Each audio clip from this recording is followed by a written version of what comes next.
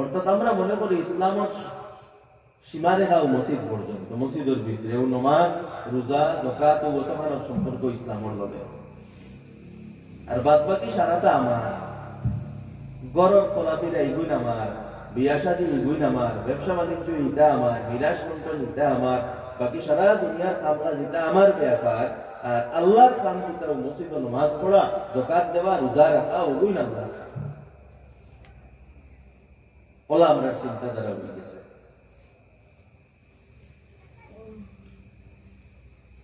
আমার দোস্ত বুজুর্গ বুঝলা, আল্লাহরে চিনা লাগবো, আল্লাহর নির্দেশরে চিনা লাগবো, আল্লাহর নির্দেশরে এই পরিধি বুঝা লাগবো। তো ইসলামের সম্পর্ক আপনার আকীদার লগে, আপনার আকীদা সঠিক হইতো। আকীদার ভিত্তি তিনটা: তাওহীদ, একত্ববাদ, এক আল্লাহরে মানতা, আল্লাহর লগে কোনো শরীক করতে না, অন্য কোন জিনিসের ইবাদত করতে না, না সূর্যর, না চন্দ্রর, না কোনো মূর্তির, না গাছর, না পাথরের, না কোনো পশুর, না কোনো জন্তুর, কোনো কিছুর না, এক ইবাদত আল্লাহর। শিরক আল্লাহ তাআলা মোটেও বরদাস্ত করবেন না। রিসালাত, রাসূলের উপরে ঈমান, আর আখিরাতের উপরে পরিপূর্ণ বিশ্বাস। আজকে আমরা মৌখিকভাবে আখিরাত মানি, কিন্তু দিল দিয়ে আখিরাত মানি না। দিলের ভিতরে আখিরাতের চিন্তা পুরোপুরি গাতিয়া বইছে না। আখিরাতের আকীদা কিটা? আখিরাতের আকীদা ওটা আমি দুনিয়ার যা করব, এই দুনিয়ার জীবন ক্ষণস্থায়ী, আর দুনিয়ার যা করব এর হিসাব আল্লাহ তাআলার সামনে দিতে লাগবে, আল্লাহ তাআলার সামনে আবার খাড়া হইতে লাগবে। ওটা হইল আখিরাতের আকীদা। এই সেই আকীদা যে আকীদায় পুরা এক সমাজ ব্যবস্থারে বদলাই লাইছে, সমাজটাকে জুলম উঠাই লাইছে। আজকে আমরা মুসলমান হইয়া এই আখিরাতের আকীদা কিন্তু আমরা দিলের ভিতরে পুরো গাতিয়া বয়াই না, যার কারণে আমরা ইচ্ছা মতো চলতাম পারি, আমরা অন্যের উপরে ইচ্ছা মতো জুলুম করতাম পারি, ইচ্ছা মতো মানুষে মিছা মাতিতে পারোয়, ইচ্ছা মতো অন্যের হক মারতে পারোয়। কারণ কিতা? আখিরাতের আকীদা এখান দিল গাতিয়া বয়াই না। আখিরাতের আকীদা যদি মজবুতির সাথে দিল পথ থাকতো, তাহলে কেউরে গালি দিবার আগে এই কথা মাথা তাইলো রে, আমি যে আজকে গালি দেই আর এখানের জবাব তো খাই আল্লাহর সামনে দেওয়া লাগবে। আমি যে আজকে মা বাবার লোকে খারাপ ব্যবহার করি আর এখানের জবাব খাই আল্লাহর সামনে দেওয়া লাগবে। আমি যে আমার স্ত্রীরে গালাগালি করি আর আমার স্ত্রীর উপরে জুলুম করি আর আমার স্ত্রীরে সেটাই আর এখানের জবাব খাই আল্লাহর সামনে দেওয়া লাগবে। আমি যে বোনের হক মারিয়া খাইয়া এখানের জবাব আল্লাহর সামনে দেওয়া লাগবে। আকীদা, আখিরাতের আকীদা যদি দিলের মধ্যে গাতিয়া বয়াই থাকতো, তাহলে এই সমস্ত কাম আমরা করতে হইল না। আমরা আকীদাও কমজোর। পরিপূর্ণ মুমিন হইতে হইলে আখিরাতের বিশ্বাস দিলের ভিতরে বয়াই থাকতে লাগে, সব সময় কথা দোহরাইতে লাগে, সব সময় কথা মাথায় থাকতে লাগবো যে আমার আল্লাহর সামনে আমি গিয়া খাড়া হইতাম, আমার আল্লাহর সামনে আমি গিয়া জবাব দিতাম। যদি এই চিন্তাধারা আমরা মাথার ভিতরে থাকে, তাহলে কোনদিন ভুল কাম হইতো না, কোনদিন গলত কাম হইতো না, কোনদিন জুলুম হইতো না, অত্যাচার হইতো না, হক মারা হইতো না। এই কথা মাথা সব সময় থাকবো যে আমার আল্লাহ আমাদের রেখরা, আমার আল্লাহর সামনে হিসাব গিয়া দিতে লাগবো। মন ইচ্ছা মতো চলতা নাই। তো আমার দোস্ত হল বুজুর্গ, আমি ওখানে পথ আসলাম যে ইসলামের সম্পর্ক বিভিন্ন জিনিসের লগে, আকীদার লগে, এরপরে ইবাদতের লগে। ইবাদত অর্থাৎ কিছু খাস খাস ইবাদত আছে যেগুলো আমরা করতে লাগবো। এই ইবাদতের মধ্যে কিছু আছে ফরজ, রুকুন, যেগুলা রেখা হয়েছে বুনিয়াল ইসলাম আলা খামস, ইসলামের বুনিয়াদ 5 জিনিসের উপরে। ইসলামের ফরজ অসংখ্য, এই ফরজের মধ্যে 5টা জিনিস হইল ইসলামের বুনিয়াদ। একটা হইল শাহাদাতি আল্লাহ ইলাহা ইল্লাল্লাহ ওয়া আন্না মুহাম্মাদার রাসূলুল্লাহ, অর্থাৎ নিজের ঈমানের বহিঃপ্রকাশ, নিজের ঈমানের সাক্ষী দেওয়া, নিজের ঈমানের গওয়াহি দেওয়া, সাক্ষী দেওয়া, ওটারে প্রকাশ করা যে আমি মুসলমান। এরপরে নামাজ। নামাজ ইসলামের সবচেয়ে বড় রুকন, যেটাকে ইমাদুদ্দিন কোয়া হয়েছে। আর আল্লাহ রাসূল আলাইহিস সালাতু ওয়াস সালামে ফরমাইছেন ইন্না আহাম্মা উমুরিকুম ইলাইয়া আস-সালাহ, তোমাদের যত কাজ আছে এর মধ্যে থেকে গুরুত্বপূর্ণ কাজ আমার কাছে হইল নামাজ। অর্থাৎ সব কাজ থেকে গুরুত্বপূর্ণ কাজ হইল নামাজ। আপনার যত কাজ থাকে, আপনি চাই টিচার হইন, আপনি চাই দোকানদার হইন, আপনি চাই ডাক্তার হইন, আপনি চাই কৃষক হইন, চাহে আপনি কোনো ঘর কাজ করডা, কোনো পেইন্ট করডা, ঘর বানাইতরা, লাকড়ির কাম করডা, আপনি যে কাজ করুন না কেন, আজান হয়ে গেছে আপনার রূহ মসজিদের দিকে, ওটা হইল মুসলমানের পরিচিতি। আরব কান্ট্রি গুলা গেলে দেখবা আজান হয়েছে সারা দোকানের শাটার ডাউন, সব কাম বন্ধ, ড্রাইভারে গাড়ি রাস্তা বন্ধ করিয়া মসজিদ।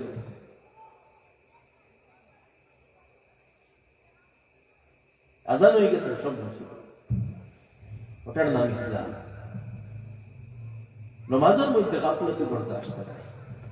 আমার যুবক ভাই আপনারা বিশেষ করে মসজিদের লোকের সম্পর্কিত করো, নিজকে ইমান মেহফুজ হইব, ইমান বাঁচিব, মসজিদের লোকে নিজের সম্পর্কিত করো, আল্লাহর ইবাদতের দিকে মন লাগাও। যৌবন অবস্থায় যারা আল্লাহর ইবাদত করে, যৌবন অবস্থায় যারা আল্লাহর ইয়াদ করে, আর যে সমস্ত মানুষের দিল মসজিদ লাগাই থাকে, আল্লাহ রাসূল আলাইহিস সালাতু ওয়াস সালাম এর ব্যাপারে ফরমাইছেন যে কিয়ামতের দিন আল্লাহ তাআলা তার আরশের ছায়ার তলে আরে জায়গা দিবা। সুবহানাল্লাহ। সাত গুরুর কথা বলছে, এর মধ্যে এক গুরু ওয়াশাবুন নাশাআ ফি ইবাদাতি রাব্বিহ, ও যুবক যে তার প্রতিপালকের যৌবন অবস্থা থেকে তার প্রতিপালকের ইবাদত করে। আল্লাহ আল্লাহ করা এটা বুড়া কালো না, এটা জওয়ান কি থাকে, যৌবন অবস্থা থাকে। পাঁচ ওয়াক্ত নামাজ জামাতের সাথে পড়ো, এগুলো কোনো কম্প্রোমাইজ না। যে কোনো কাজ থাকুক, যে কোনো উজর থাকুক, উজর শরঈ উজর আলাদা ব্যাপার, যে কোনো ব্যস্ততা থাকুক, আজান হইছে আমরা মসজিদ লইয়া হাজির হইতাম। সব কাম ও অ্যাকর্ডিংলি আমরা করতাম। আপনার জানা থাকতো জোহরের নামাজ ওঠার সময় আমার কামরা এমন ভাবে করতাম যে ও টাইমও আমি গিয়ে নামাজও উপস্থিত হইতাম পারতাম, আসরের টাইমও উপস্থিত হইতাম পারতাম, রাইত আগুয়ান ঘুমাইতাম যাতে ফজরের নামাজ মসজিদ হইয়া পড়তাম পারি। ইলাম রাইত ইচ্ছা মতো ঘুমাইলাম, মোবাইল দেখলাম, খেলাইলাম, গপসপ করলাম, আড্ডাই আর কি মারলাম, আর বাদে ঘুম থেকে উঠি আর সকাল 8টা 9টা 10টার সময়। রাইত আগুয়ান ঘুমানি হইতো, তাড়াতাড়ি ঘুম থেকে উঠে হইতো। এর মধ্যে বরকত আছে।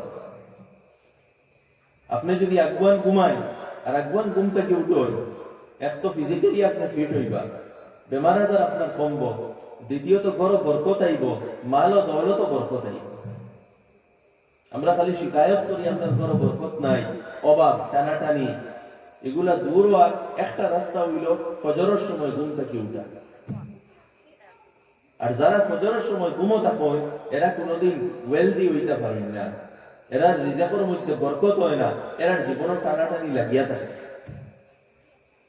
আপনি যদি আপনার গড় থাকি টানাটানি অভাব দূর করতে চান, অন্তরের যদি আপনি শান্তি চান, গড় যদি বরকত চান, সুখ শান্তি চান, তো তার একটা রাস্তা হইল তাড়াতাড়ি ঘুম থেকে উঠে ফজরের নামাজ আইয়া মসজিদে জামাতের সাথে পড়া। ও আমল করিয়া দেখুন, দেখবা আপনার লাইফের মধ্যে কি পরিমাণ বরকত আছে। তো যাই হোক, এরপরে ইবাদতের মধ্যে আপনার যাকাত আছে। যাকাত অনেক মানুষের উপরে ফরজ হয়, কিন্তু মানুষে বুঝেও না যে যাকাত দিতে লাগে। আমি এখানে বিস্তারিত মাসলা বর্ণনা করতাম না, আপনার এখানে যোগ্য উলামা একরাম হল আছেন, মুফতিয়ান একরাম হল আছেন, যারার কাছে টাকা পয়সা আছে, সোনা গয়না আছে, অনেক মা বোনের কাছে সোনা গয়না আছে, এত টাকা পয়সা আছে, এরার উপরে যাকাত ফরজ হয়ে যায়, কিন্তু আমরা খেয়ালও করি না। মালর যাকাত আদা করা ফরজ।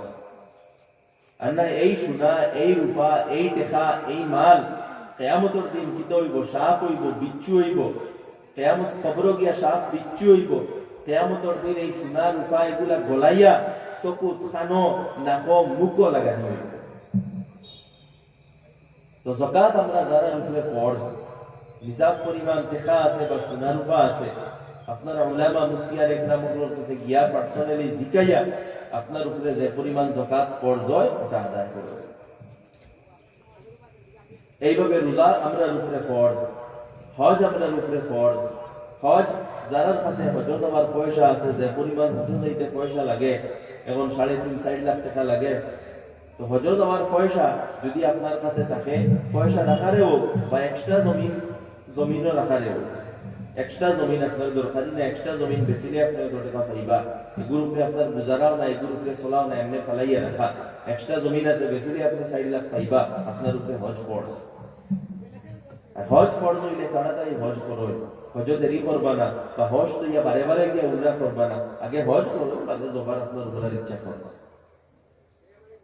তো এইগুলা ইসলামের আরকান, যেগুলো আমাদের উপরে ফরজ করা হয়েছে। এছাড়া তো এটা হইল ইবাদত। অতবার আমরা ইসলাম মোটামুটি বুঝি, এরপর যে সীমারেখা পরিধি যেগুলা, এগুলা আমরা প্রায় মানুষে বুঝি না বা বুঝার চেষ্টা করি না। ইসলামের সম্পর্ক আমরা পারিবারিক জীবনের লগে, আমরা পারিবারিক জীবন, এটা ইসলাম থেকে আলাদা না, এটা শরীয়ত থেকে আলাদা না।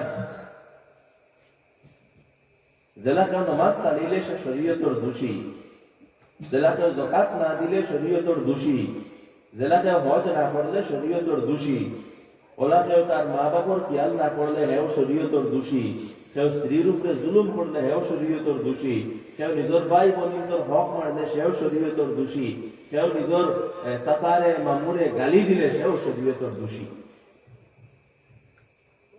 তো ইসলামের সম্পর্ক আমরা পারিবারিক জীবনের লগে, পারিবারিক জীবন সুন্দর হইতে লাগবো। আর এটা তখন হইব যখন আমরা আমাদের দায়িত্বগুলো আদায় করব।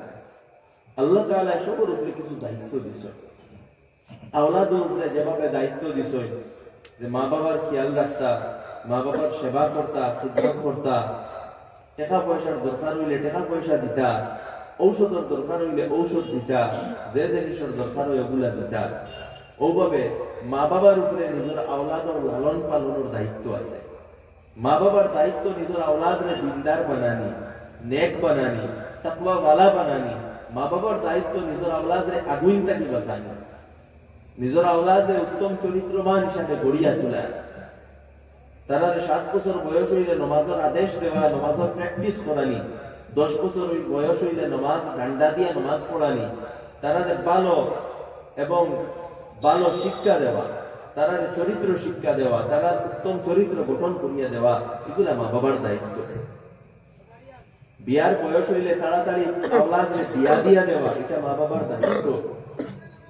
যদি মা বাবায় তাড়াতাড়ি আওলাদরে বিয়া না দিয়া দেয় আর আওলাদটা কি গুনাহ হয়, এই গুনার অংশ মা বাবার খান্দ হয়। মা বাবার উপরে আওলাদের প্রতি দায়িত্ব আছে, স্বামীর উপরে স্ত্রীর প্রতি দায়িত্ব এবং স্ত্রীর উপরে স্বামীর প্রতি দায়িত্ব আছে। আল্লাহ তাআলা প্রত্যেক স্বামী হলরে কইছেন, হুকুম করছেন, ওয়াআশিরুহুন্না বিল মা'রুফ, তুমি তাই তোমাদের স্ত্রী হলর লগে উত্তম আচরণ করো, ভালো ব্যবহার করো। স্ত্রী হলর লগে উত্তম ব্যবহার করা, ভালো ব্যবহার করা ফরজ, এগুলো নফল মুস্তাহাব জিনিস না, এগুলো ফরজ, এগুলো শরীয়তের হুকুম, আল্লাহর বিধান। যদি কেউ তার স্ত্রীরে গালাগালি করে, স্ত্রীর উপরে জুলুম করে, অত্যাচার করে, এগুলো শরীয়ত গুনেহগার, শরীয়তের দোষী। প্রত্যেক স্বামী আপনার দায়িত্ব নিজের স্ত্রীর লগে উত্তম আচরণ করা, ভালো ব্যবহার করা, নিজের স্ত্রীর যায় জরুরত পুরা করা, নিজের স্ত্রীর খেয়াল রাখা, মাত কথা করতে সময় তুই তুগার করি মাত কথা না করানি, সভ্য ভাষায় মুহাজ্জব ভাষায় মাত কথা করা, শালীন ভাষায় মাত কথা করা, নম্র ভাষায় মাত কথা করা। আল্লাহ তাআলা বিয়ার মজলিসে খুতবা পড়া হয়, ওয়াকুলু কাওলান সাদীদা, তুমি যে নম্রভাবে কথা বলো।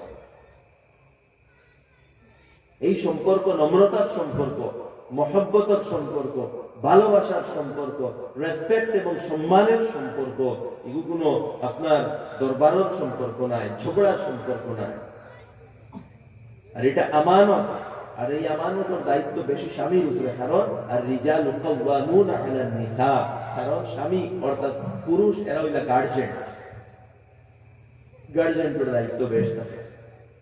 এইভাবে স্ত্রীরও দায়িত্ব হইল নিজের স্বামীর খিদমত করা, নিজের স্বামীর সেবা করা, নিজের স্বামীর খুশ রাখা, নিজের স্বামীর জরুরতরে পুরা করা। স্বামী যখন কাম কাজ করিয়া হেরান হইয়া গরো আইবা, তখন স্বামীর লোকে পড়া বাসায় মাত না মাতিয়া নিজে বালা করি সুন্দরভাবে হাজিয়া মেকআপ হইয়া থাকা, মেকআপ করিয়া থাকা, স্বামীর সুন্দরভাবে আপনার অ্যাটেন্ড করা, সুন্দরভাবে রিসিভ করা, হেরান হইয়া আইলে পানি দেওয়া, চা দেওয়া, মাথা টিপিয়া দেওয়া, ফাউট টিপিয়া দেওয়া, এইভাবে স্বামীর খিদমত করা, সেবা করা প্রত্যেক স্ত্রীর উপরে জরুরি। উভয়টাকে আন্ডারস্ট্যান্ডিং লাগবো, বুঝাবুঝি লাগবো, উভয়ের মধ্যে ধৈর্য হইতে লাগবো, তখন পারিবারিক জীবন সুন্দর হইবে। আর এই নিকার সম্পর্ক বাকি রাখা যেমন স্বামীর উপরে দায়িত্ব, তেমনি স্ত্রীর উপরে দায়িত্ব, এবং সেইভাবে স্বামীর ফ্যামিলির উপরেও দায়িত্ব, স্ত্রীর ফ্যামিলির উপরেও দায়িত্ব। অনেক সময় দেখা যায় স্বামী স্ত্রীর পালা চলে, কিন্তু স্বামী স্ত্রীর জীবনও গন্ডগোলায় কোন সময় স্বামীর মা বাবার আপনার ইন্টারফেয়ারের কারণে, কোন সময় দেখা যায় স্ত্রীর মা বাবার ইন্টারফেয়ারের কারণে।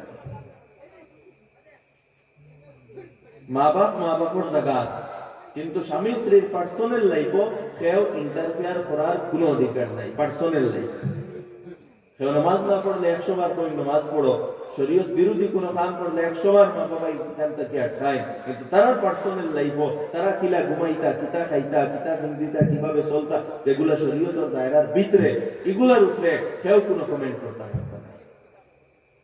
এখানেও যদি স্বামীর মা বাবা ইন্টারফেয়ার করো বা স্ত্রীর মা বাবা ইন্টারফেয়ার করো, তাহলে উভয় সম্পর্কের মধ্যে ফাটল ধরার চান্স থাকে এবং ধরে। তাই প্রত্যেক উভয়ের ফ্যামিলির দায়িত্ব এই সম্পর্কে বাকি রাখা।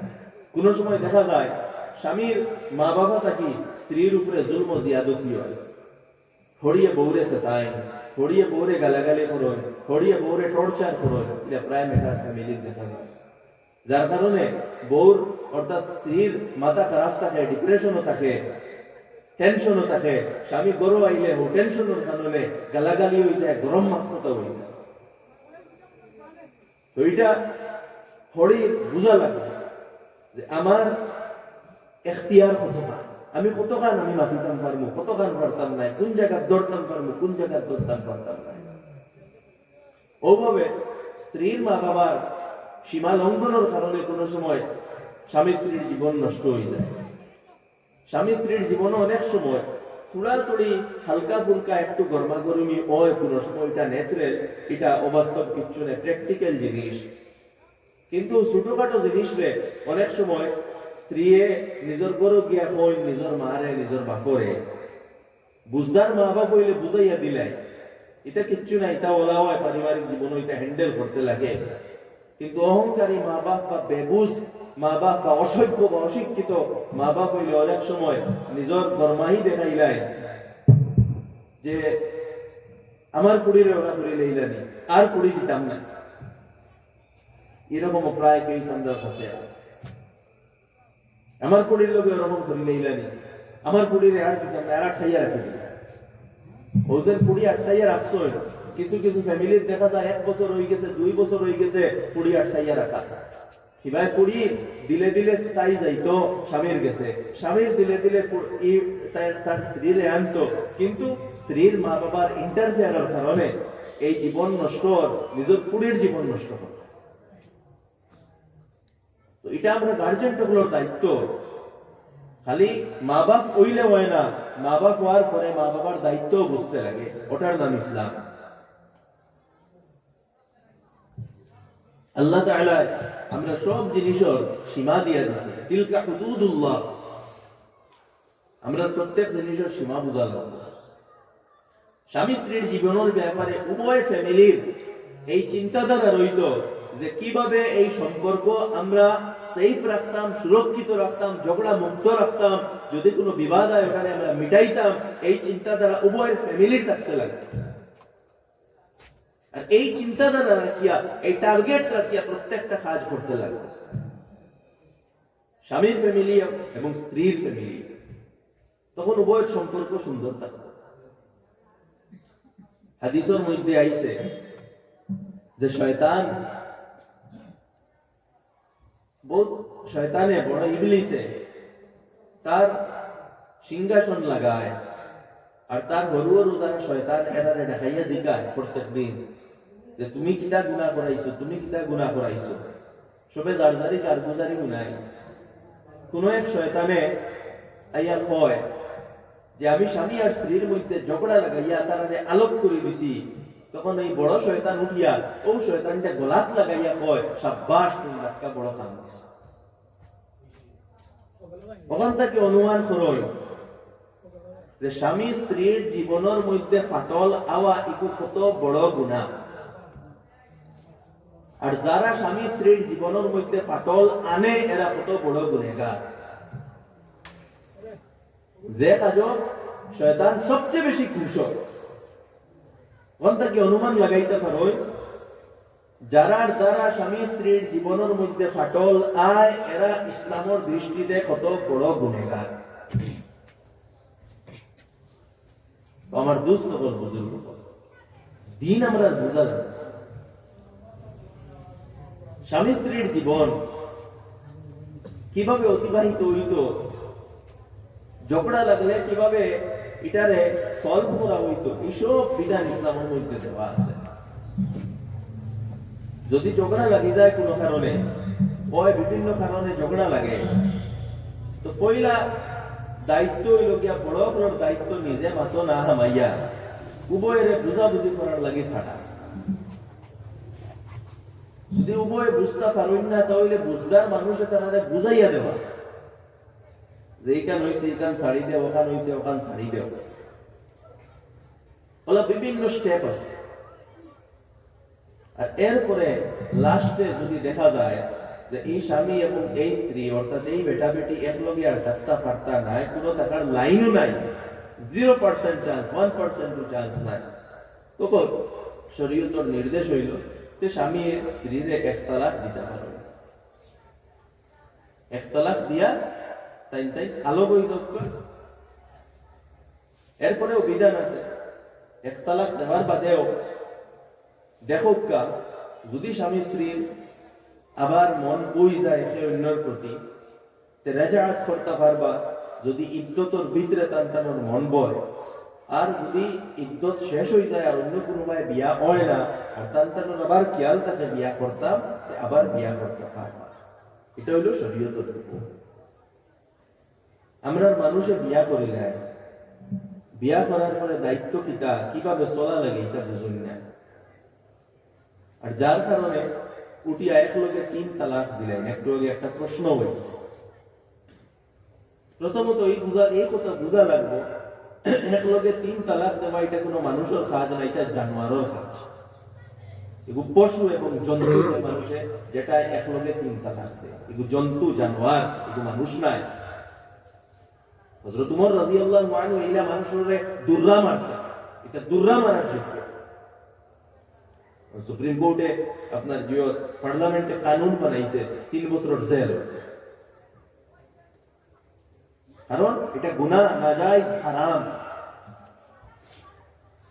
দ্বিতীয় জিনিস হইল একলগে 3 তালাক দেওয়ার পরে আর এই স্ত্রীরে আর কোনোদিন বিয়া করতে পারতেন না, বিয়ার রাস্তা শেষ। আর ফাউরিলে হযরতে আব্দুল্লাহ ইবনে আব্বাস রাদিয়াল্লাহু আনহুমা তার কাছে একবার ওলাইক মানুষে আইয়া 3 তালাক দিলাইছে আর আইয়া কইল আমি কিতাব পড়তাম। আবু দাউদ শরীফের রিওয়ায়াত আছে। আব্দুল্লাহ ইবনে আব্বাস রাদিয়াল্লাহু আনহুমা খুব গুসা হইল আর কইলা যেখানে মনে চায় ওখানে করবায় আর বাদিয়া ওই ইবনে আব্বাস খালি চিল্লাইবা থাকুকি মিনতি করবায়।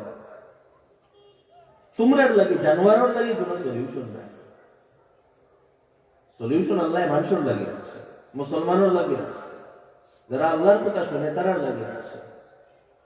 ওমাই ইয়াত্তাকিল্লাহা ইয়াজআল লাহু মাখরাজা, যে তাকওয়ার রাস্তাত চলবো, দিনের রাস্তাত চলবো, আল্লাহর কথা মতো চলবো, সলিউশন তার লাগি। তুমি মন গড়া চলবা আর বাদে কইবা আমাদের সলিউশন দে, কোনো সলিউশন নাই। আল্লাহর কথা মাননা না, 1 তালাক দিলা না, সলিউশন আসলো? আল্লাহর কথা মতো চলছো, সলিউশন আছে। শয়তানের রাস্তায় চলছো, কিন্তু সলিউশন নাই। যার কারণে এই কথা বোঝা লাগবো। আমরা মানুষে বিয়া শাদী করিলাই, কিন্তু তালাক কিভাবে দিতে লাগে, তালাকের ব্যবহার কিভাবে করতে লাগে, এটা কোনো বুঝার জিনিস নাই, এটা গালাগালির জিনিস নাই, এটা বুঝিয়া প্রয়োগ করতে লাগে। আনা বুঝিয়া প্রয়োগ করিয়া কেউ যদি একলগে 3 তালাক দিলায়, যে কোনো অবস্থায় দেও, গুসাত দেও, নেশাত দেও, জেসাতাত দেও, গুমো দেও, মোবাইলও দেও, যে কোনো ভাবে দেও, 3 ওই যাইব, এর বাদে আর কোনো ব্যবস্থা নাই। কথা বুঝা গেল? মুখাল্লাস হবে।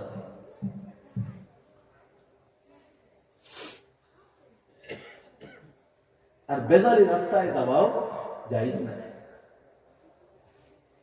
বেজারি রাস্তার ব্যাপারে আল্লাহ তাআলা, আল্লাহ রাসূল আলাইহিস সালাতু ওয়াস সালামে বড় ধমকি দিয়েছে। লাআনাল্লাহ,